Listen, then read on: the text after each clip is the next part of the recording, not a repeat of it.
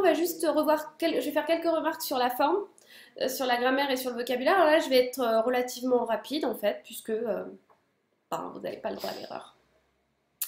C'est-à-dire que là, vous êtes à combien là? 9 ans, 10 ans d'anglais. Euh, la grammaire, là, il faut la bichonner là. Vous n'avez pas le choix. Là, il faut que votre grammaire, elle soit nickel. Donc, alors, les S à la troisième personne, c'est pas une option. Les formes verbales. Les formes verbales, c'est les plus importantes. D'accord.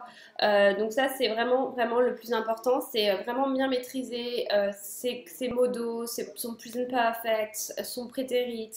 Voilà. Les verbes irréguliers, parfois il y a des, parfois il y a des petites surprises. Donc voilà, donc faire très très très très attention à ça. Et à nouveau, il faut être stratégique aussi d'une certaine manière. C'est-à-dire que vous avez 15 minutes pour prouver à la personne qui est en face de vous, qui sera potentiellement votre professeur d'anglais, que vous êtes plutôt pas mal en anglais. Vous maîtrisez bien. Alors, l'idée, c'est de se faire une petite checklist. Et ben, je vais caser un present perfect en for instance, parce que ça, je peux vous dire que c'est une des formes les plus difficiles.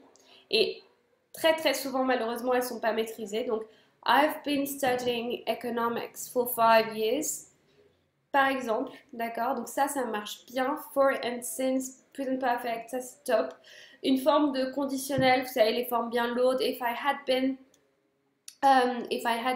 an American student, I wouldn't have done the same studies, par exemple. Oui, ces formes qui sont un peu plus complexes, et alors quand elles sont bien maîtrisées, je peux vous dire que ça met des paillettes dans les yeux de votre examinateur, et c'est ce que vous voulez faire.